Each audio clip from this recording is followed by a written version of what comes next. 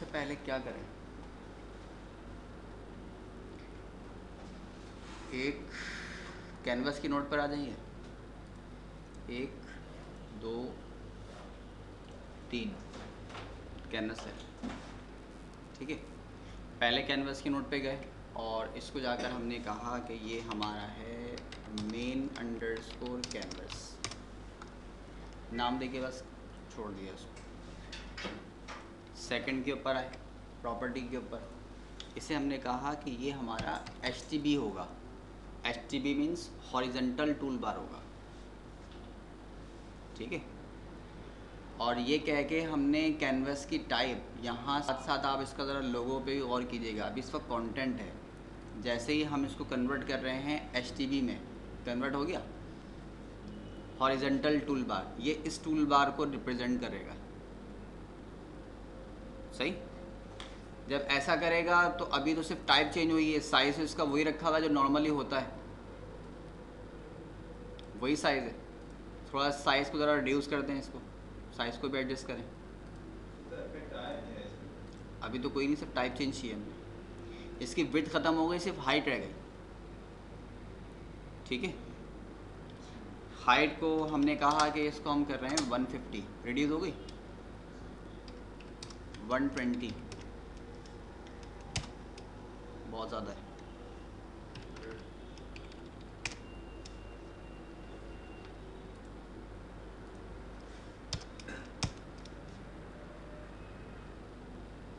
ये ज़्यादा ही लग रही है 50 यार, बहुत कम हो जाएगा, बस काफ़ी है, ठीक है जी। इससे कम और बटन क्या होंगे। ये हमारा हॉरिजेंटल टूल बार का साइज़ होगा। तो ये आप अपनी रिक्वायरमेंट के मुताबिक इसको एडजस्ट करेंगे। विड्थ का ऑप्शन होता नहीं है, बाय डिफ़ॉल्ट जो विंडो साइज़ है वही विड्थ भी होगी, हॉरिजेंटल में विड्थ का ऑप्शन नहीं आता। रेजोल्यूशन से उठाते हैं सिस्टम में, जो नॉर्मली आपके स्क्रीन का साइज़ होगा ना, उसी से लेगा ये विंडो साइज़ होता है। विंडो साइज़ भी हम बाकी आगे एडजस्ट कर सकते हैं। तो जो इससे स्क्रीन पे जितना बोले, हाँ, इसको भी हम बाहर रिसाइज कर सकते हैं फ्यूचर में। यहाँ से हमने लिया एक बटन, बटन की प्रॉपर्टी भी चले गए। प्रॉपर्टी पे जाकर इसको हमने कहा ये हमारा पुश बटन है इंटर अंडरस्कोर क्यूरी, सही। लेबल इसको दे दिया हमने इंटर क्यूरी का, और दूसरा काम ये किया कि इसका नेविगेशन नो पे सेट कर दिया, बाकी छोड़ दिया, ठीक है जी। इसका बनाया डुप्लीकेट,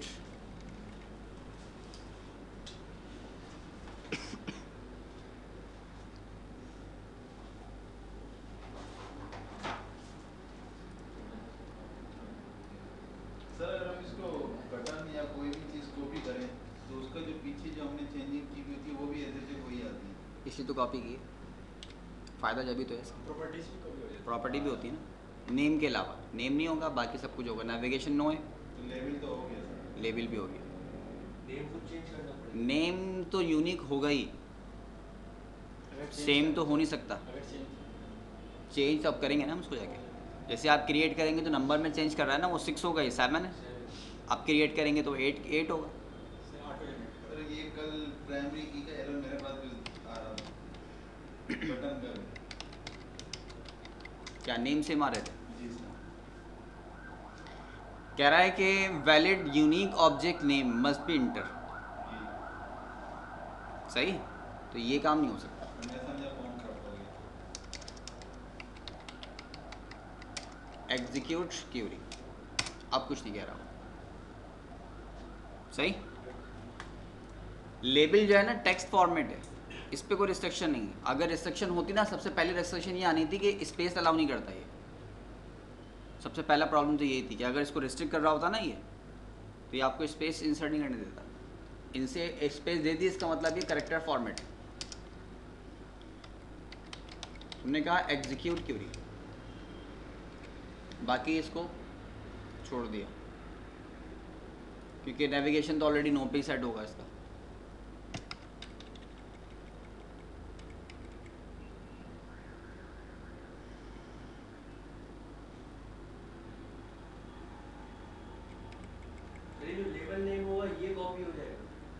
लेबल कॉपी हो जाता है, सिर्फ बटन का नेम नहीं होता, बाकी सब हो जाता है। ऑब्जेक्ट नेम नहीं होता। 8 आ गया ना अभी, पहले 7 था। इसे हमने कहा कमिट, और यहाँ इसको कह दिया हमने सेव। ठीक है, यूज़र के लिए नॉर्मली जो वर्ड है वो सेव ज़्यादा सूटेबल है, क्योंकि कमिट जो है ना वो स्पेसिफिक डेटाबेस की फॉर्म है। सेव को नॉर्मली यूज़ करते हैं और एक आम यूज़र जानता है सेव के बारे में। तो बटन का साइज जो है ना वो सेम दे सकते हैं हम सारे बटन का। मेरी कोशिश वही यही है कि साइज़ हो एक सही हो। वहाँ से प्रॉपर्टीज में दे सकते हैं ना इसमें।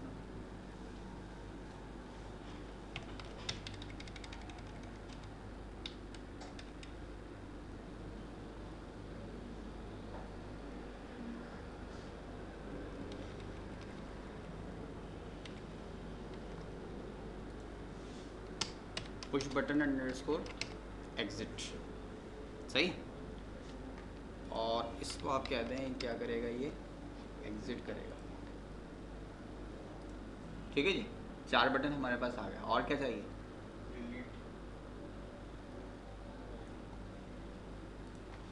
सो साइज छोटा करना पड़ेगा। फाइंड तो इससे हो जाएगा ना, ये इंटर क्यूरी सर्च ही तो है, सर्चिंग क्राइटेरिया है ना।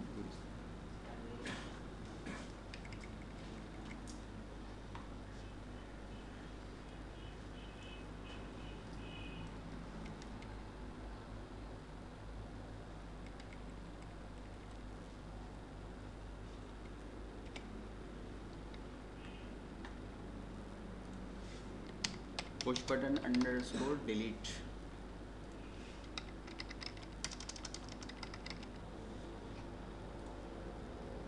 ठीक है, ट्रिगर कौन सा अप्लाई होगा? व्हेन बटन प्रेस, बटन के ऊपर एक ही ट्रिगर लगता है, enter underscore query, compile,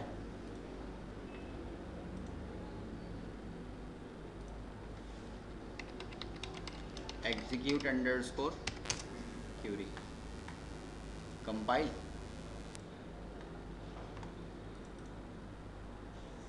sir इसमें अपडेट की कोई है वो अपडेट कैसे करेंगे? Commit underscore record. सर ये इसके अंदर ये जो क्यूरीज है ये बिल्ट इन है। जी हाँ,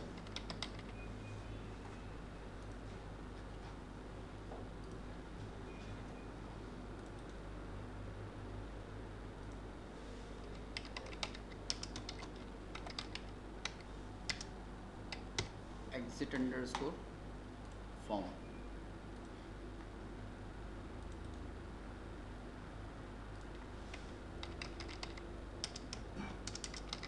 डिलीट अंडरस्कोर रिकॉर्ड।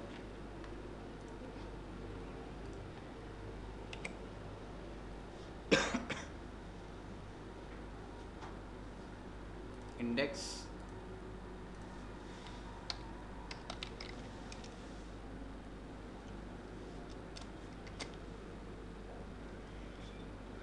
अपडेट की प्रॉपर्टी कौन कौन सी है? अपडेट अलाउड की प्रॉपर्टी है ब्लॉक लेवल की, अपडेट अलाउ की प्रॉपर्टी है आइटम लेवल की, अपडेट चेंज कॉलम ओनली।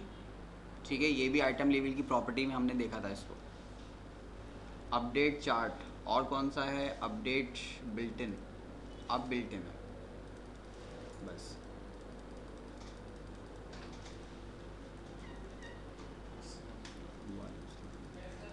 और कोई नहीं, सब पे लग गया ट्रिगर। ये हमारा HTTP कंप्लीट हो गया, सही।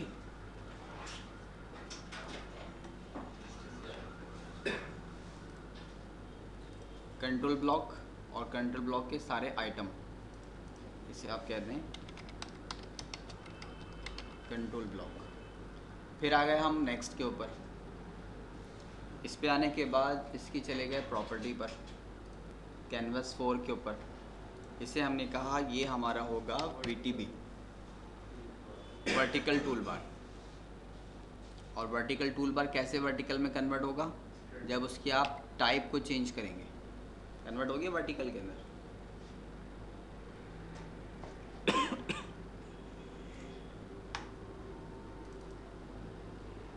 ये हमारे पास वर्टिकल टूल बार है और ये आ गई इसकी प्रॉपर्टी। इसमें विड्थ होगी, इसकी हाइट नहीं होगी, ठीक है। इसकी विड्थ को हम रिड्यूस कर सकते हैं। ये हमारे पास विड्थ है, इसकी विड्थ थोड़ी सी बढ़ाई है, ठीक है, काफ़ी इतनी में कर।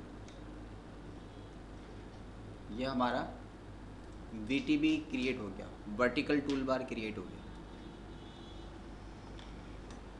वर्टिकल टूल बार के लिए हमने एक बटन लिया,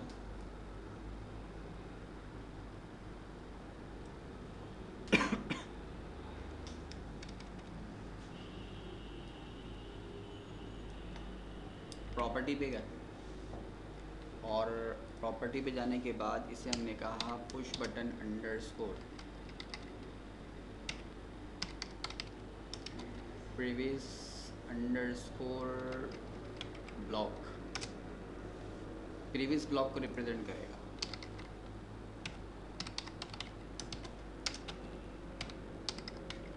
प्रीवियस ब्लॉक। नेविगेशन नो, बल्कि काम ही करें ना।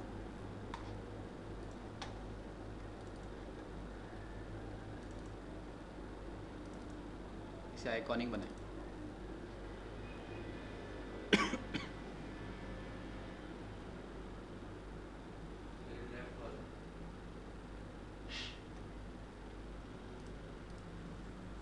ये है ना हमारे पास।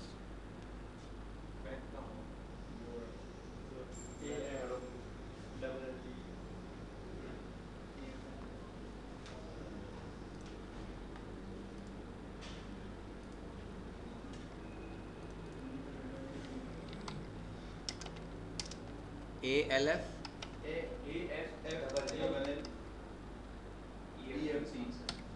कौन सा कह रहा हूँ?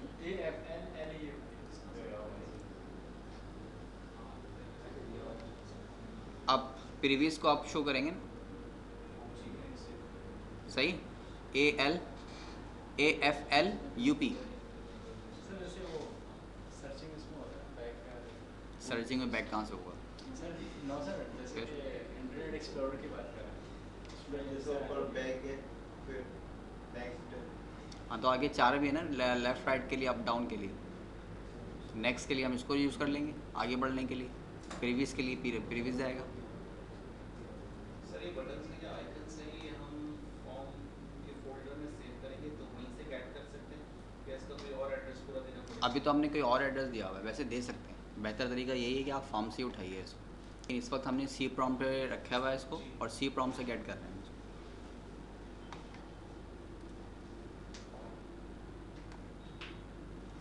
ठीक है जी। इसके बाद बनाएं इसका डुप्लीकेट। साथ साथ कोडिंग करते रहे, इसमें नजर नहीं आया, पता नहीं।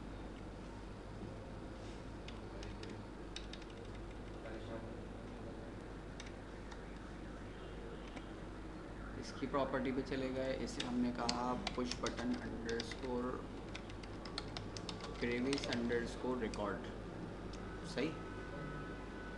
और लेबल की ज़रूरत नहीं है हमें। और आइकॉनिक के अंदर हमारे पास प्रीवियस के लिए कौन सा होगा?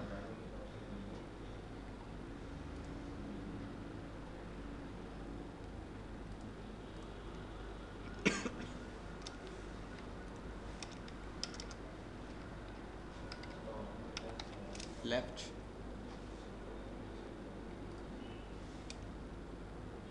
इसी का बनाइए डुप्लीकेट।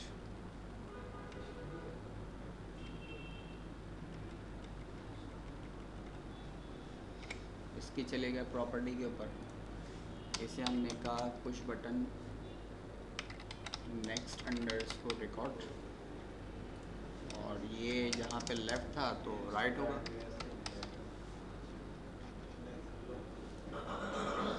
सही।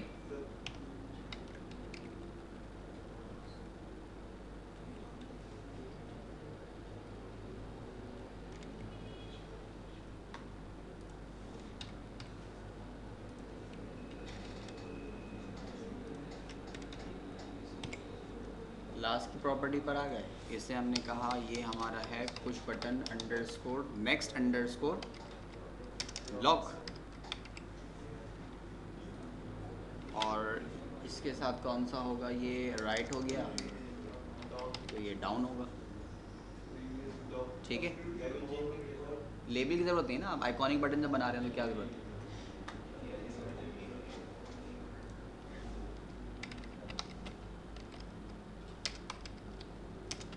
नेक्स्ट ब्लॉक,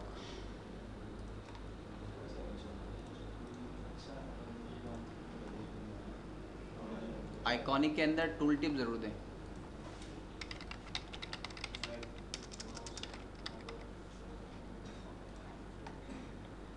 सही टूल टिप जी, माउस रखने पे जो आएगी, माउस का नेविगेशन जब आएगा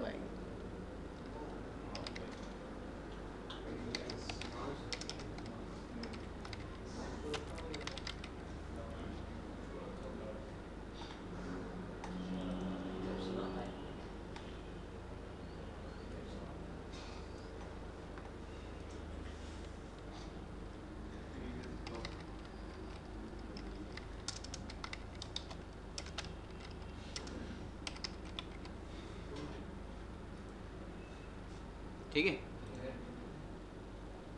व्हेन बटन प्रेस, ट्रिगर तो एक ही होगा।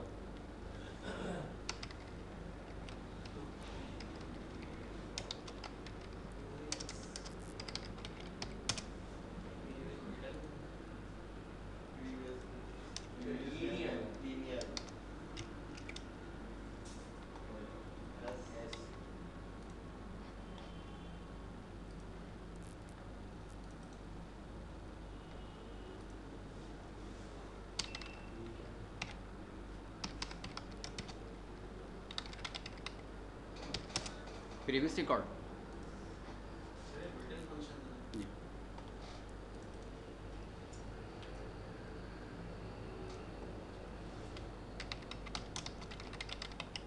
नेक्स्ट रिकॉर्ड,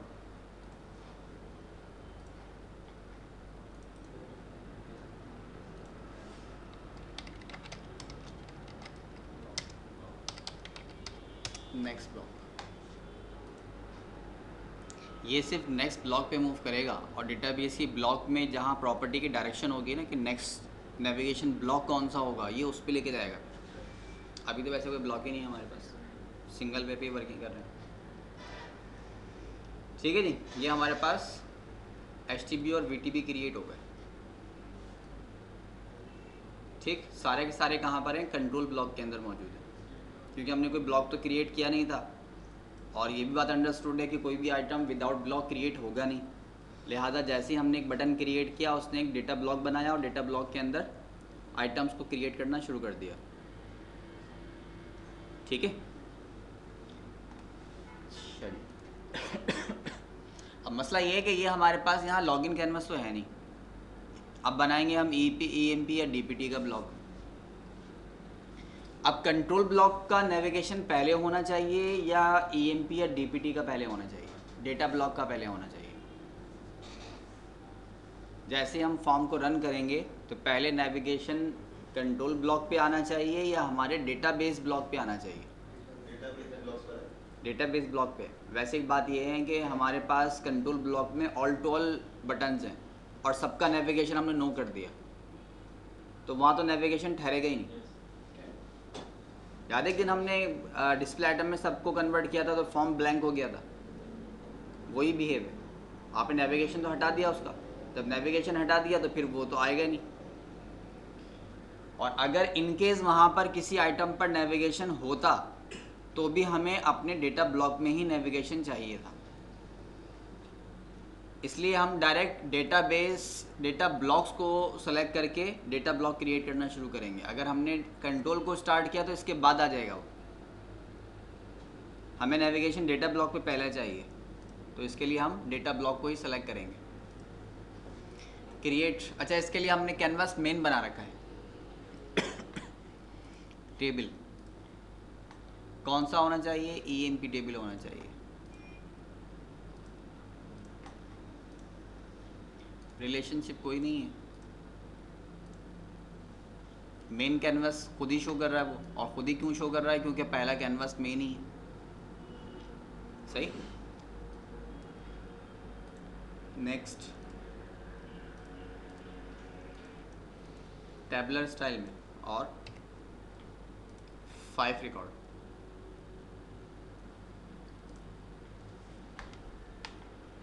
इसको सेव कीजिए आप।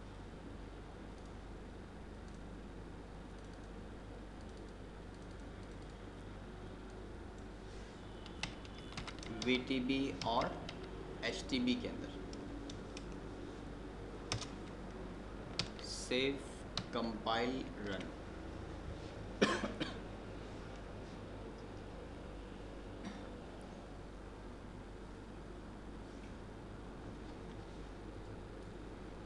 सबसे पहला बड़ा मसला तो ये आया कि आइकन शो नहीं हुए। ठीक है, एग्जीक्यूट क्यूरी, ट्रिगर तो वर्किंग कर रहा है। ठीक है, प्रीवियस, लेकिन ब्राउज़र सपोर्ट नहीं कर रहा उसको। अच्छा जी, आ जाइए आप। गिफ एक्सटेंशन है लेकिन सपोर्ट नहीं कर रहा हूँ।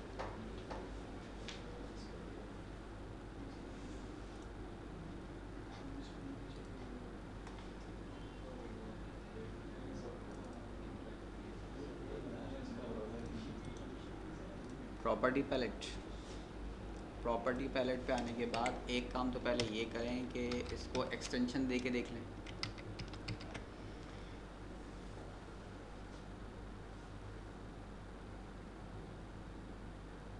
ठीक है, ये मसला था।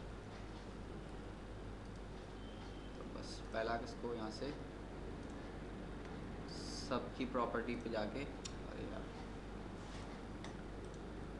सबकी प्रॉपर्टी पे जाकर एक्सटेंशन पहले तो ऐड कर दें आप, डॉट गिफ।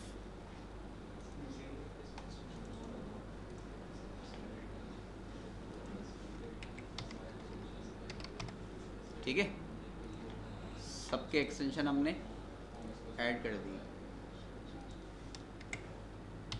तो एक ये इशू भी आ सकता है।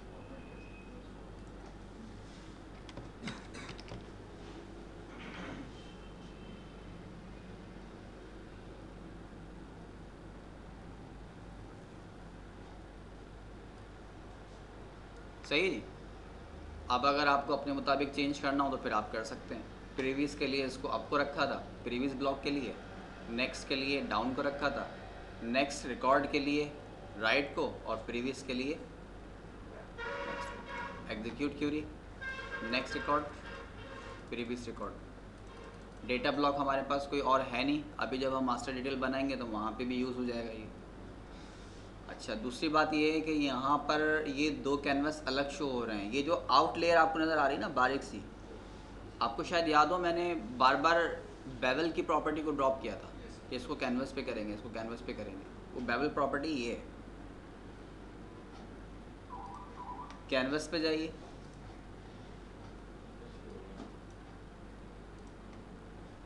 कैनवस की प्रॉपर्टी और कैनवस की फिजिकल में बेवल प्रॉपर्टी लोअर्ड है, इसको नोन पे सेट कर दें।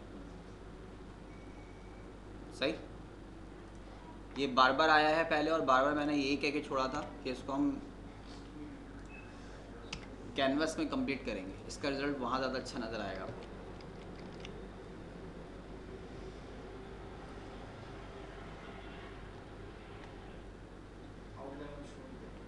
ठीक है, बेवल क्योंकि हमने लोअर पे सेट था, या अपर आउटर या जो भी आप सेट करें, इनसाइड आउटसाइड, तो वो थोड़ा सा डिफरेंस लेकर आ जाता है। अब ये एक ही कैनवस के पार्ट के तौर पर शो हो रहा है, पहले वो दोनों डिफरेंट नज़र आ रहे थे। अभी हमारा एक पर्टिकुलर कैनवस क्रिएट हो गया VTB HTB फॉर्म के अंदर। ये तो इस फॉर्मेट पे हमने कैनवस बनाया हुआ है, तो वरना अगर हम ये जो लेफ्ट पे जो हमने 4 बटन किए हैं, अगर हम नीचे बॉटम पे लेकर आते हैं तो उसकी जरूरत नहीं है, तो आउटर लाइन आ जाए कोई इशू नहीं। फिर कोई मसला नहीं। तो इस कंडीशन में ये दोनों दो आउटर दो कैनवसेस आपस में जहाँ पे वो बिल्कुल एंड हो रहा है, कैनवस की स्टैंडर्ड पोजीशन ही यही है, टूल बार की जो स्टैंडर्ड पोजीशन है ना वो यही है। इससे आपका कोई डेटा ब्लॉक जो है ना वो डिस्टर्ब भी नहीं होगा, क्योंकि सम टाइम अभी तो आपके पास एक ही रिकॉर्ड था सिंपल सा, यहाँ पे वैल्यू आनी शुरू हो गई। अगर मास्टर डिटेल हुआ जो अप डाउन होके आपको देखना पड़े तो ये उस वक्त ज़्यादा प्रॉब्लम करेगा। इसलिए जो अच्छी स्टैंडर्ड टाइप है ना वो यही है। टॉप पे एंड एक काम करते हैं, इसका बनाते हैं मास्टर डिटेल। अब मास्टर तो EMP से ही पहले आना चाहिए, तो वापस जाइए डेटा ब्लॉक की नोट के ऊपर और यहाँ से मास्टर क्रिएट करना शुरू करें। DPT रिलेशन बनाना है। इस वक्त कह रहा है EMP ब्लॉक है। आइटम कौन सा है हमारे पास? Detail item. डिटेल आइटम ही दे रहा है। डिटेल क्यों दे रहा है? क्योंकि हम इस वक्त DPT क्रिएट कर रहे हैं, ऑलरेडी EMP बन चुका है। नॉर्मली ये होना चाहिए कि पहले मास्टर क्रिएट करें फिर डिटेल क्रिएट करें, होता ही ऐसा है। मास्टर ट्रीट कर रहा है। लेकिन क्योंकि EMP ऑलरेडी बन चुका है तो वो कह रहा है कि जी मास्टर वो EMP है, ये रहा मास्टर EMP, मास्टर आइटम। तो बेहतर ये है कि ये रिलेशन को यहाँ से हटाकर हम मैनुअली बनाएंगे इसको। मेन कैनवस, तो इसको मेन कैनवस पे रखें। चलें पहले मेन पे रखते हैं फिर आगे बढ़ाएंगे, फिर कैनवस चेंज करेंगे आगे जाकर।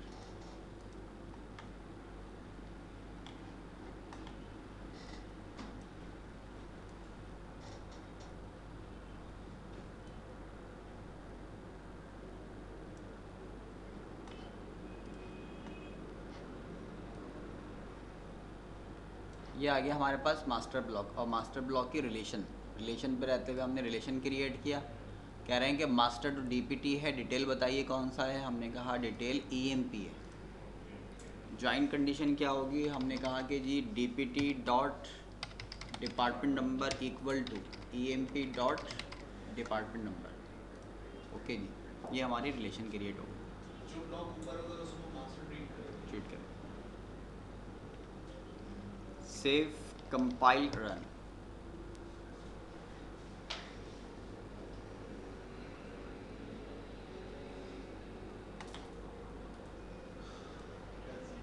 एग्जीक्यूट क्यूरी, डिपार्टमेंट नंबर 10 और उसके डिटेल रिकॉर्ड्स।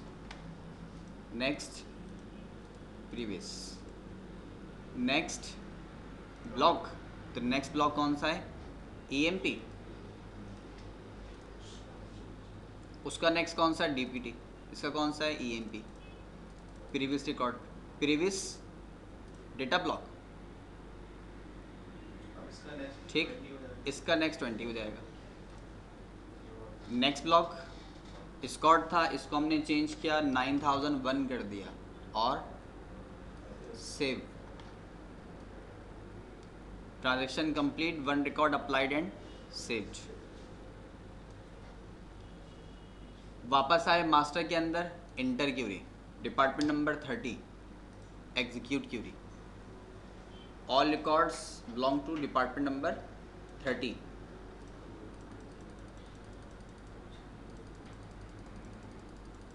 ठीक है जी। प्रीवियस ब्लॉक पे आ गए और प्रीवियस ब्लॉक पे आने के बाद एग्जिट। ठीक है जी, यहाँ से आप एग्जिट हो गए। अगर आपके पास लॉगिन बना होगा तो एग्जिट होकर कहाँ जाएगा? वापस लॉगिन पर।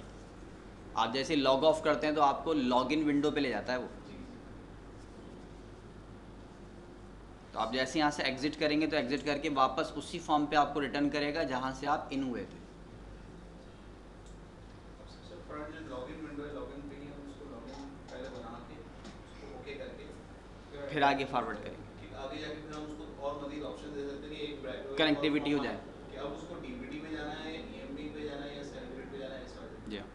और ये जो मेनू का कॉन्सेप्ट है ना, मेनू तो आपके पास क्लास 17 में आएगा, लेकिन अभी इस लेवल पे मेनू क्या आ सकता है कि आप बिल्कुल ब्लैंक कैनवस ले लें, उसके अंदर आपने मल्टीपल बटन बना लिए, बटन बना के एक बटन पे लिखा हुआ है डीपीटी ब्लॉक, एक पे लिखा हुआ है ईएमपी, एक पे लिखा हुआ है सेल ग्रेड, एक पे लिखा हुआ है व्यू।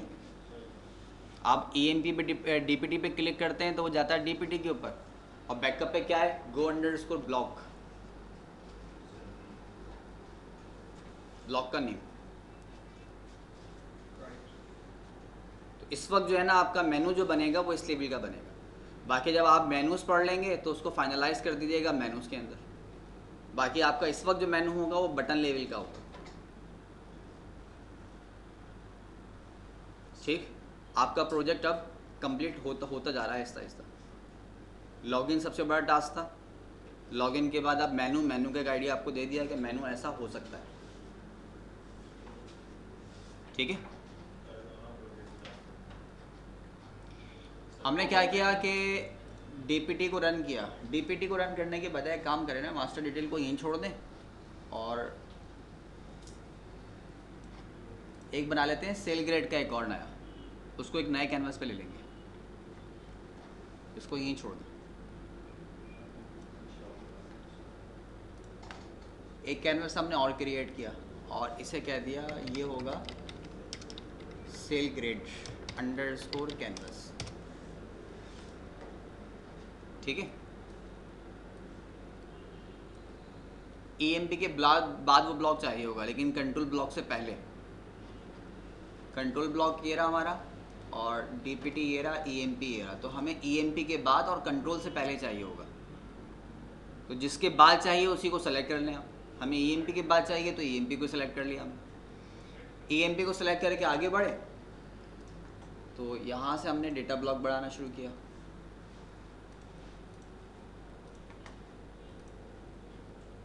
कोई रिलेशन नहीं है इसका।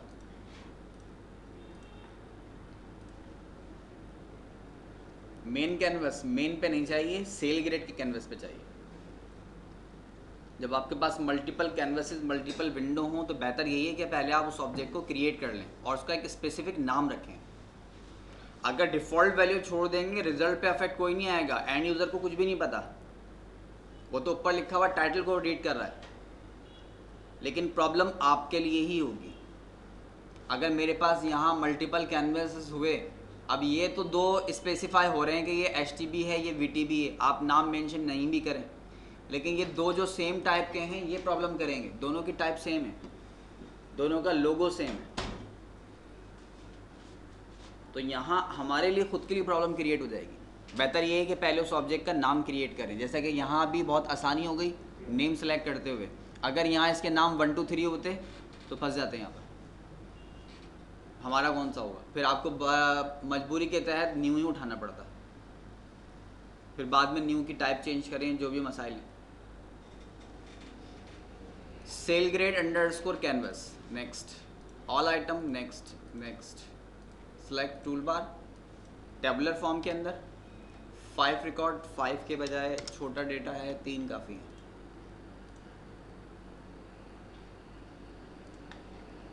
ठीक है, इसको भी हमने सेव किया, कंपाइल किया और रन कर दिया।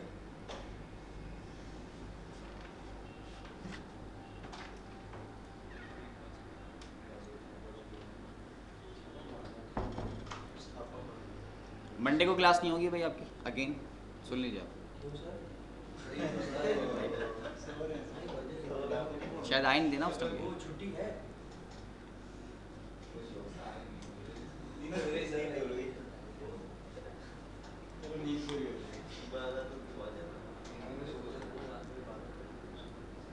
इत्तेफाकन ऐसी खुशी जो है ना अक्सर मिल जाती है। जैसे परसों रात को मिल गई। परसों रात को 12:30 बजे गया हूँ मैं बेकरी, 12:30 पे बेकरी गया हूँ, सब शॉप बंद होनी शुरू हो गई। यार अब तो 3 बजे तक खुली रहती बेकरी, अभी से क्यों बंद कर रहे हो? कह रहे यार वो हालात ख़राब हो रहे हैं और ऐसा मसला हो रहा है। ये कंफर्म हो गया था कि सुबह आराम से उठना है। ठीक है जी, ये हमारे पास प्रीवियस ब्लॉक आ गया। नेक्स्ट ब्लॉक EMP और EMP का नेक्स्ट ब्लॉक सेल ग्रेड, और सेल ग्रेड के लिए एग्जीक्यूट क्यूरी। कुछ पूछ रहे थे? ये 3 कैनवास के एक साथ वो कैसे मर्ज कर रहे हैं? VTB HTB जो है ना वो तो ऑटोमेटिकली मर्ज होंगे ही आपकी करंट विंडो के साथ। कैनवास का ताल्लुक नहीं, विंडो का ताल्लुक है। अभी विंडो को तो हमने छेड़ा ही नहीं है, वो तो अपनी जगह मौजूद है, उसकी हम जिक्र ही नहीं कर रहे। आपको लग रहा है कि मल्टी कैनवास चल रहा है, वो बेसिकली शो हो रहा है एक विंडो के ऊपर, SDI विंडो के ऊपर। अभी जब विंडो पे जाएंगे ना फिर एक नया आपको एक चीज़ नज़र आएगी। ये तो ऑटोमेटिकली एक विंडो के साथ एसोसिएट है। अब एक विंडो पर 1000 कैनवासेस क्यों ना हो, वो कोई प्रॉब्लम नहीं करेगा। मैंने इसलिए कैनवास बदला है कि एक कैनवास तो बाय डिफ़ॉल्ट शो हो रहा है, अगर कैनवासेस बढ़ा देंगे तो क्या नज़र आएगा, कोई रिजल्ट नहीं है। और ना होने की वजह क्या है कि विंडो आपकी एक है, कैनवास का कोई कमाल नहीं है इसमें, ये विंडो एक है, विंडो की वजह से ऐसा हो रहा है। विंडो अगर मुझे दूसरी चेंज करनी है और उसके ऊपर दूसरे बटन रखने हैं तो फिर मसला होगा, ये हो जाएगा। फिर प्रॉब्लम आएगी। अभी तक तो हमारे पास 3 कैनवास हैं, ये कैनवास आ गया। विंडो कौन सी? विंडो तो 1 ही चल रही है, बाय डिफ़ॉल्ट विंडो 1 क्रिएट होती है और हमने कोई एडिशनल विंडो क्रिएट की नहीं है। सारे कैनवास टॉप मोस्ट विंडो 1 से एसोसिएटेड है। आप किसी भी ब्लॉक की तरफ मूव करें, जब ब्लॉक की तरफ मूव करेंगे तो यकीनन कैनवास भी चेंज होगा। Previous record, next record, previous block DPT के ऊपर आ गया, DPT का नेक्स्ट रिकॉर्ड, नेक्स्ट ब्लॉक और नेक्स्ट ब्लॉक, सेल ग्रेड। अब यहाँ पे आपको पर्टिकुलर लेबल चाहिए होगा, फॉर्म का, फ्रेम का, टाइटल चाहिए होगा, जो हम अक्सर ड्रॉप कर देते हैं। तो यहाँ आपको मस्ट उसकी इंफॉर्मेशन चाहिए ताकि हेडिंग प्रॉपरली आ सके, ठीक। और इन दोनों का अगर कलर आप सेम कर दें तो शायद ये डिफरेंस भी आपको को ख़ास नज़र ना आए, अगर दोनों का सेम ही कलर हो जाता है तो। सेल ग्रेड कैनवास है, सेल ग्रेड कैनवास की प्रॉपर्टी पर आ जाइए और प्रॉपर्टी पे आके अब मसला ये है कि हमारे पास मल्टीपल कैनवासेस आ गया। एक तो आ गया सेल ग्रेड का, एक आ गया मेन कैनवास। मेन कैनवास पे EMP और DPT दोनों अवेलेबल है। अब अगर दोनों को ही आपने कलर चेंज करना हो तो फिर इसको भी चेंज करें, यहाँ पर जाकर उसे भी चेंज करें। तो इसका हमने एक अल्टरनेट अच्छा सूटेबल मेथड किया था। कौन सा? इनिशियल क्लास में किया था, विजुअल एट्रीब्यूट क्रिएट कर लें, एक विजुअल एट्रीब्यूट बना लीजिए और इसे कहते हैं VA_common, क्योंकि ये सबके लिए होगा। प्रॉपर्टी पे गए और इसका बैकग्राउंड जाकर हमने ग्रे पे कन्वर्ट कर दिया। बाकी फिर आपके जो जो कैनवासेस हैं उन कैनवास को आप सेलेक्ट करें और F4 में जाकर विजुअल एट्रीब्यूट V_common रेफरेंस करने का ये फ़ायदा है। वरना अभी तो शायद 2 थे तो ज़्यादा मुश्किल नहीं होता, लेकिन अगर मल्टीपल होते तो हर एक की प्रॉपर्टी पे जाकर आपको ये स्टेप लेना पड़ता। शेड अभी भी डिफरेंट है, बाहर जब मैचिंग क्राइटेरिया लेंगे तो उसको फिर और ज़्यादा मैच कर लें, ठीक है जी। तो वो जो रेफरेंस हम कर रहे थे ना विजुअल एट्रीब्यूट, उसका फ़ायदा ये था। वरना कभी कभी ऐसा लगता है कि यार जब उसकी अपनी प्रॉपर्टी भी कलर की है तो फिर विजुअल एट्रीब्यूट की ज़रूरत क्या थी। उसकी ज़रूरत मल्टीपल ऑप्शंस पे आती है, सिंगल पे नहीं आती। एक को भी तो आप चेंज कर रहे हैं ना, तो फिर विजुअल एट्रीब्यूट चेंज करने का फ़ायदा क्या? उसका फ़ायदा मल्टीपल ऑब्जेक्ट्स के लिए होगा। अगर इसकी जगह हमारे पास हर ब्लॉक के लिए अलग अलग कैनवस भी होता तो भी मसला इससे हल हो जाता। अब आपको वहाँ शेड चेंज करना है, अब हर एक में जाके नहीं करें, सिर्फ विजुअल एट्रीब्यूट में कर दें, दोनों पर अफेक्ट आ जाएगा। क्योंकि अभी हमारा जो रिक्वायरमेंट थी वो पूरी नहीं हो रही।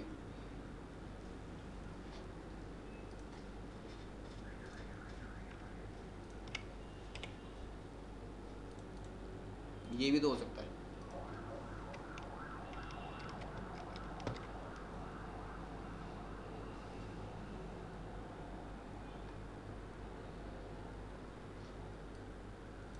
ठीक है, ये भी तो हो सकता था। वो तो बाकायदा लग रहा था कि ये VTB HTB बना हुआ है।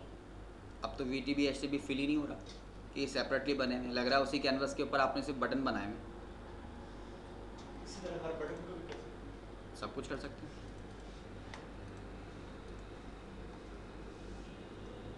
ठीक है जी। तो रेफरेंस करने का फ़ायदा ये है। आपको कॉमन वैल्यू मिल गई। अभी आपने देख लिया था कि शेड चेंज किया तो बहरहाल मैच तो हो जाता, वो थोड़ी सी हम थोड़ा काम करना पड़ता हमको, लेकिन जब सबको एक सा ही करना है तो फिर एक साथ दोनों तरह से हो सकता था ना। ज़रूरी थोड़ी आप टूल बार के जैसा करें, टूल बार को कैनवस के जैसा भी तो कर सकते थे, वही कर लिया यहाँ पर और रिज़ल्ट आपके सामने अब नज़र आ रहा है। ये आपको पता है कि ये 3 कम्बिनेशन से मिलकर बना हुआ है इस वक्त। VTB अलग कैनवस है, HTB अलग कैनवस है और आपका मेन या सेल ग्रेड का कैनवस एक कंटेंट अलग है। 3 टाइप हो गई कैनवस की आपकी, VTB, HTB और कंटेंट तो आपका बचपन से पढ़ते हुए आ रहे हैं, वो तो शुरू से ही।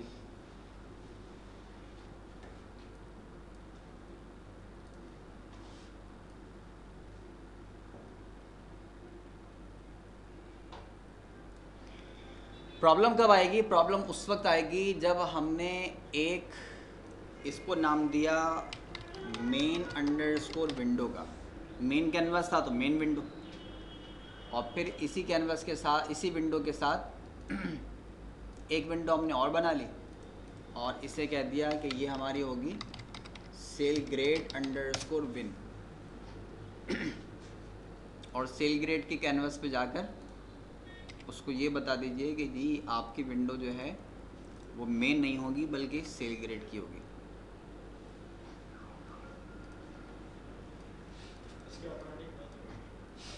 वो तो ऑलरेडी मेन से एसोसिएट होगी ना। इसे आप कहते हैं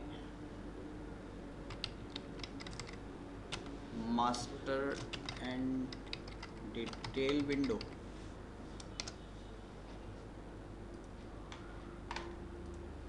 इसको आप कह दीजिए सेल ग्रेड विंडो। एक ही फॉर्म पे सारा काम चल रहा है, थोड़ा चेंज कर दें इसको।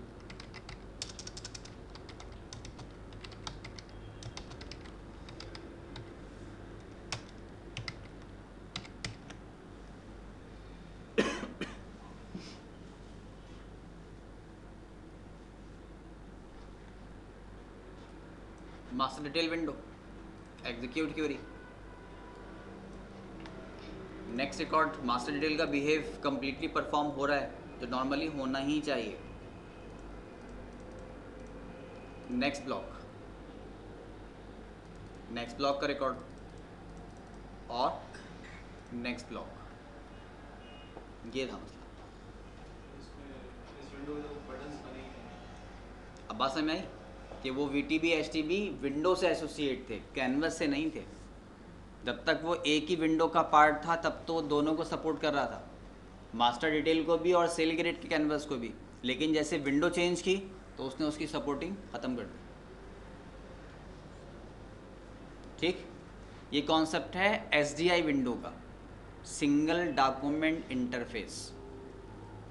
SDI विंडो एक वक्त में एक डॉक्यूमेंट को रेफरेंस कर रही होती है और VTB HTB सिर्फ SDI को सपोर्ट करते हैं।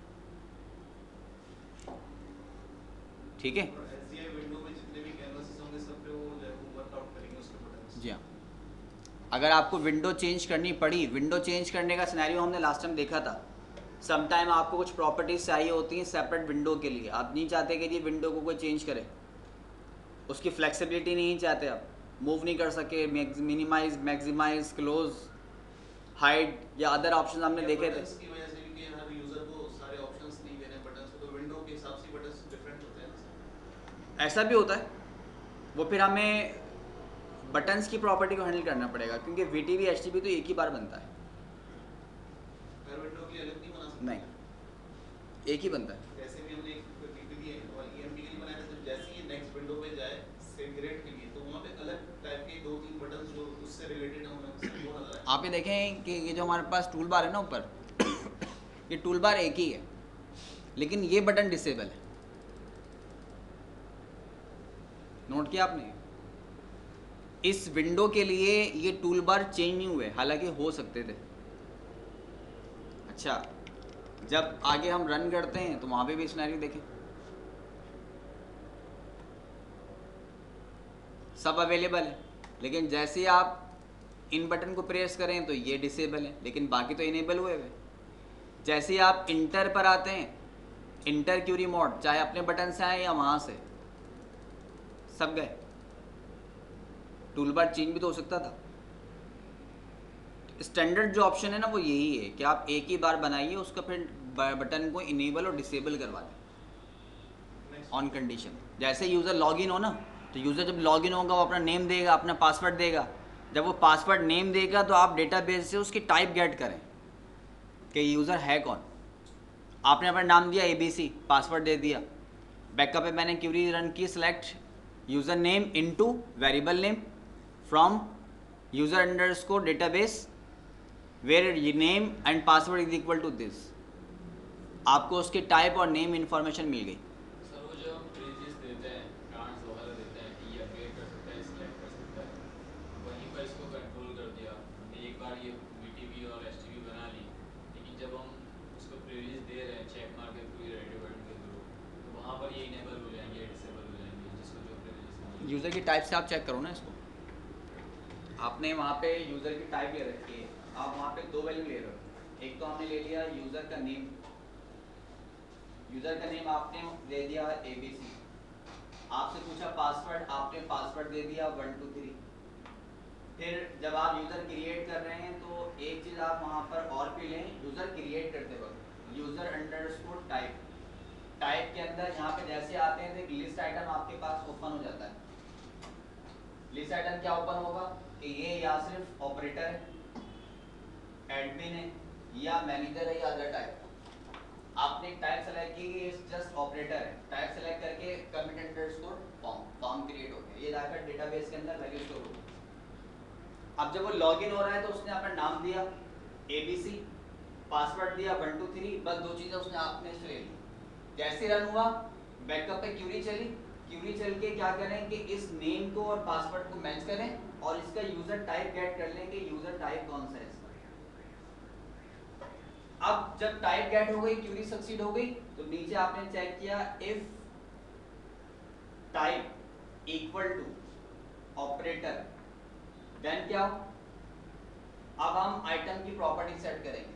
Set this button disable, this button enable, this button this. Else if अगर ऐसा नहीं है, type is equal to manager है या एडमिन है, तो this button enable, this button disable करेगा। ये फिर हम लॉगिन पे सारा काम कर रहे हैं। वहाँ पे हम बटन इनेबल और डिसेबल करवा देंगे, या फिर इसको कहाँ भेजना है फिर हमें देखना पड़ेगा।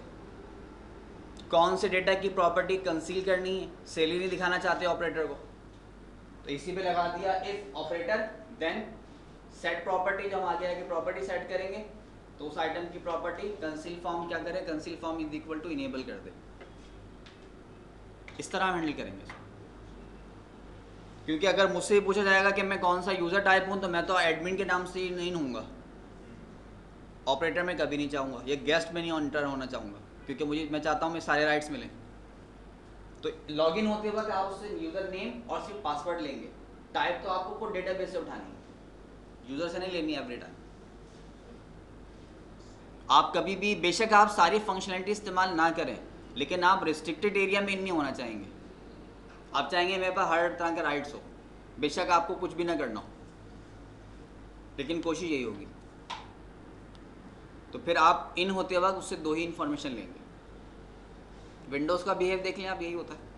जब आप यूज़र क्रिएट करते हैं तो यूज़र नेम, यूज़र की टाइप और तीसरी चीज़ पासवर्ड। इसी तरह इन होते हैं। जब पासवर्ड क्रिएट हो गया, सब कुछ हो गया, जब आप लॉगिन हो रहे होते हैं तो वो आपसे यूज़र नेम और पासवर्ड पूछता है खाली, फिर आपसे टाइप नहीं पूछता। टाइप तो बैकअप से उठाता है वो, और फिर उसको रिस्ट्रिक्ट करता है कि ये एडमिन है या यह यूज़र है या गेस्ट है। ये प्रैक्टिकल इन्वायरमेंट है। इस तरह हम कंट्रोल करेंगे इसको। कौन से फॉर्म पे इसको भेजना है, कौन से पे नहीं भेजना, कौन सा डेटा शो करना है, कौन सा नहीं करना, DML परफॉर्म करने देनी है या नहीं करने देनी, ये सब चीज़ें फिर हम यहाँ से एक्सप्लेन करेंगे। यूजर बनाएंगे तो जो हमने वही टेबल बनाया होगा, उस टेबल में नया यूजर का नेम, इंसर्ट, पासवर्ड, टाइप और टाइप इंसर्ट करेंगे, और फिर वो लॉगिन विंडो पे आके अपना करेगा, तो उसको उस हिसाब से इन्होंने देंगे। ठीक है। और 4 या 5 हम टाइप्स बना लेंगे, तो ये हमने खैर 3 डिस्कस करी। जो आपको रिक्वायर्ड है आप बना लें, जो आपको टाइप रिक्वायर्ड होगा। यहाँ मेनू बना हुआ है आपके पास ऐड यूज़र का, जैसे आप क्लिक करते हैं ऐड यूज़र का मेनू ओपन हो जाता है, और वो किसके लिए ओपन होगा, वो सिर्फ एडमिन के लिए ओपन होगा। ऐसा भी ना हो कोई यूज़र से आके यूज़र बना रहा हो,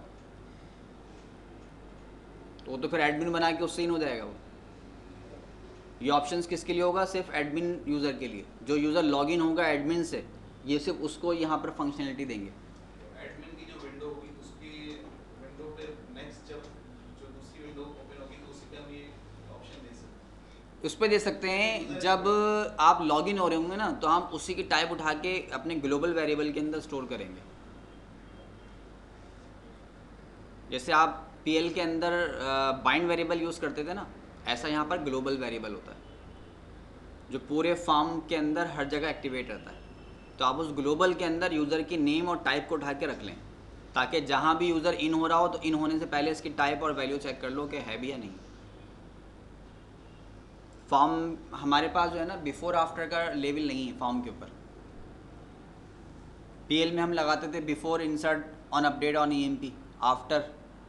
यहाँ बिफोर आफ्टर नहीं है, प्री और पोस्ट है। पोस्ट के लिए हमने लास्ट टाइम यूज़ किया था डिस्प्ले आइटम में। तो एक हमारे पास ट्रिगर है प्री फॉर्म का, फॉर्म से पहले। यूज़र जब फॉर्म में इन हो रहा है तो इन होने से पहले चेक करें कि यूज़र की टाइप क्या है।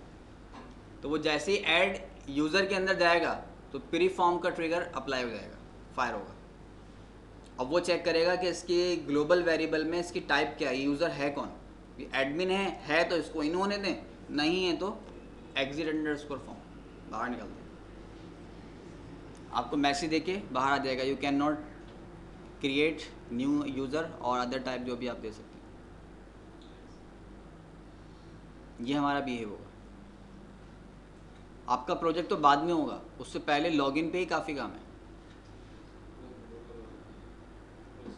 यूज़र को अगर आपने फंक्शनलिटी सही से हैंडल नहीं किया तो वो तो डेटाबेस में इन हो के कुछ भी कर लेगा। फ्रेश यूज़र है, उसको कुछ पता ही नहीं है, कुछ भी करता फिर रहा हो तो उसको रोकना तो आपने ही। बाकी डेटाबेस आपकी किस तरह चल रही है, किस तरह नहीं चल रही, क्या बिहेव है, वो तो एक बात की स्टेप है। पहले तो लॉगिन है, इसी पे काफ़ी काम है। और ये नेक्स्ट क्लास जो प्रीवियस क्लास हुई है उसके बाद से अब आपको आपकी वर्किंग बढ़ गई है कि आपको सब चीज़ें छोड़कर पहले लॉगिन को एक्टिवेट करवाना है। या अगर आप डेटाबेस पे अपनी इन हो चुके हैं प्रोजेक्ट के ऊपर, तो पहले आप उसको कंप्लीट करें, इसको उठा के एंड तक रख दें। मेनूज़ का एक आइडिया आपको दे दिया, बटन्स के थ्रू आप बना सकते हैं। काम तो यही होगा ना, ये वाला नेक्स्ट ब्लॉक 3-4 बटन बन गए, एक DPT है, एक EMP, एक सेलग्रेड, एक व्यू है। इस पर क्लिक करेंगे तो इस पर जाएगा, इस पर क्लिक करेंगे तो नेक्स्ट पे जाएगा। तो 2 ऑप्शन तो आपको यही मिल गया आपके प्रोजेक्ट के अलावा, जो हर प्रोजेक्ट का पार्ट होगा, लाजमी होगा। आप चाहे किसी भी तरह का कोई भी प्रोजेक्ट बनाएं, लॉगिन विंडो ज़रूर होगी उसके अंदर और मेनू ज़रूर होगा। बाकी तो आप कुछ भी बनाएं, जिस तरह भी बनाना चाहें। ठीक है जी, बात क्लियर हो रही है? तो ये आपका प्लस पॉइंट है, ये तो आपको अपने टास्क के साथ एडिशनल तौर पे रखना है। सर ये जो हम बटन बनाते हैं, मैंने जगह पे देखा था माउस जैसे जाता है वो पूरी डिस्क्रिप्शन दे देता है कि उस बटन में क्या फैसिलिटीज़ है, उसमें क्या चीज़ रखी हुई है, किस तरीके का अंदर कैनवस बना हुआ है। ये तो सर छोटी सी है, ये बटन काम क्या कर रहा है, जितना टाइप करना चाहें करते हैं, जितना भी हम मैसेज करना चाहते हो डिस्क्रिप्शन। बिल्कुल। टूल टिप भी होती है। पॉपअप मेन्यू क्या चीज़ है? पॉपअप मेन्यू का अलग कॉन्सेप्ट है। मेनू की नोट पर है और हमने आइटम लेवल की प्रॉपर्टी पे भी ड्रॉप किया है। मेनू जिस दिन करेंगे ना उसके साथ करेंगे उसको। मेनू दोनों टाइप के उस दिन एक दिन करेंगे, लेकिन वो मेनू है। हिंट जिसको आप कह रहे हैं ना, तो हिंट्स ये है हमारे पास, टूल टिप जिसको आप कहते हैं। आपको अगर थोड़ी सी हेल्प प्रोवाइड करनी हो तो उसके लिए फिर टूल टिप का ऑप्शन है, और ये नेविगेशन पर बिहेव करेगा। अब यूज़र को वो जो पॉपअप मेनू का कॉन्सेप्ट है उसके लिए फिर आपको बटन क्लिक करना पड़ता है, लेफ़्ट राइट वगैरह जो भी आपने सेट किया है। इस पे तो ऐसा कुछ भी नहीं।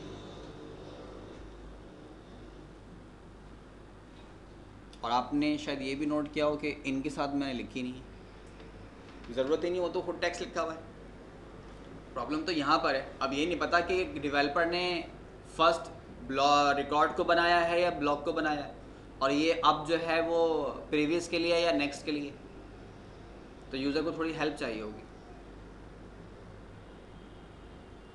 ठीक है।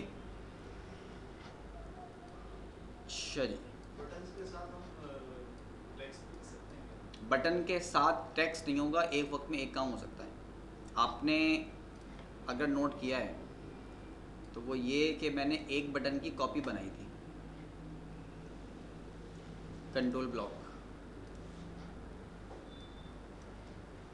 नेक्स्ट ब्लॉक, इसकी प्रॉपर्टी पर आ जाइए, लेबल, प्रीवियस ब्लॉक से कॉपी किया था, हालांकि है कौन सा, ये डाउन है, नेक्स्ट ब्लॉक का आइटम है, लेकिन जब आपने आइकॉनिक को यस किया तो उसने डिसेबल कर दिया। अब लिखे ना लिखें कोई फ़र्क नहीं पड़ता इससे। अगर फ़र्क पड़ रहा होता है तो बैकअप पे प्रीवियस ब्लॉक भी लिखा होता है और एरो भी बना हुआ होता, फिर लाजमी हमें रिमूव करना पड़ता, लेकिन मैंने छोड़ दिया, उसको कोई फ़र्क नहीं पड़ता, तो सर कुछ भी हो सकता है। कुछ भी हो सकता है। और लेकिन सिर्फ ऐसा भी हो सकता है कि हम बटन ना बनाएं, सिर्फ टेक्स्ट आ जाए, उसी टेक्स्ट पे जैसे ही कर्सर जाए, नेविगेटर जाए, तो वो एक हाथ का निशान बना हुआ आएगा। जैसे वो इंटरनेट में होता है। विंडोज़ के ऑप्शन से होगा, इससे नहीं होगा। हिंदी में नहीं होता। पॉइंटर ऑप्शन होता है ना माउस का, उससे होगा, इससे नहीं होगा। जैसे ऑब्जेक्ट सेलेक्टेड ऑब्जेक्ट आता है वो नेविगेशन चेंज हो जाता है, वो उससे होगा। और उसी में क्लिक करने से सिलेक्ट हो जाता हाँ, है। वो विंडोज़ के नहीं, इससे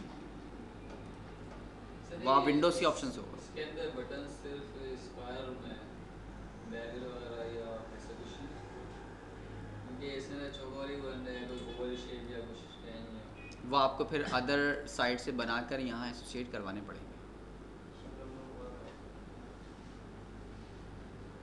आपकी जज्बात समझ रहा हूँ मैं, आप क्या कह रहे हैं।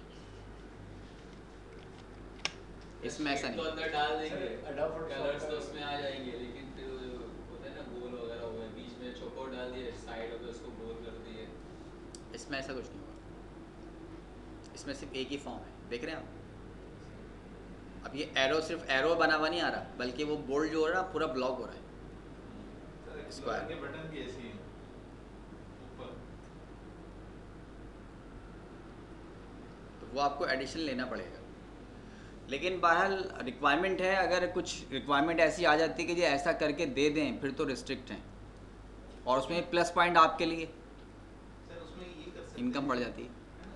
उसमें हम ये कर सकते हैं कि कोई भी, जैसा हमने ये बटन्स, ये आइकन्स लिए हैं ना, उनको आइकन में पहले चेंज करके वहाँ से उठा के असल में देखिए होता ये है कि डेटाबेस से आप वर्किंग कर रहे हैं ना, तो डेटाबेस में ग्राफिक्स की इतनी इंपॉर्टेंस होती नहीं है। वो ग्राफिक्स वाले लोग ही अलग होते हैं जो ग्राफिक्स ख़ास तौर पे चाहते हैं। डेटाबेस में मेन फंक्शनलिटी है, शुरू से लेके अब तक जो हमारा फोकस है ना परफॉर्मेंस के ऊपर, हर तरह से पॉजिटिव नेगेटिव अफेक्ट भी हम परफॉर्मेंस वाइज ही देख रहे हैं।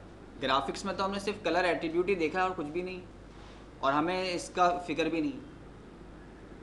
तो अगर रिक्वायरमेंट है तो बहरहाल आप कर सकते हैं, अदर टाइप से आप बनाकर वहाँ से एसोसिएट करते हैं, ये करते हैं, वो करते हैं, आइकन बना के वहाँ से उठाने, और उसको में जो बस हो सकता है, लेकिन ये है कि बहरहाल ऐसा कोई रिकमेंडेड नहीं है। नहीं सर, मैं इन्हीं बटन्स को कह रहा हूँ जो हमारे लिखे हुए टेक्स्ट में से है, लेकिन ये जो साइड पे गोल वगैरह आ रहा है, जो ऊपर हमारा बार टूल बार चल रहा है, तो उस तरीके से साइड में गोल आ गए, बीच में वाले चौकोर है, यानी कटिंग वगैरह जिस तरीके से हो रही है। इसमें ऑप्शन नहीं है उसका, ऐसा आप नहीं कर सकते।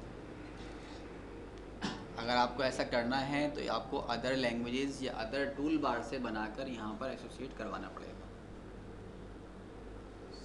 और दूसरी बात मैं आपको बिल्कुल सिंपल सी बताऊँ कि जिस काम को आप अकेले कर सकते हो ना, और आप किसी से बोलें भाई ज़रा हाथ लगाना, वो काम और मुश्किल हो जाएगा बजाय आसान होने के, हमेशा मुश्किल हो जाएगा। सर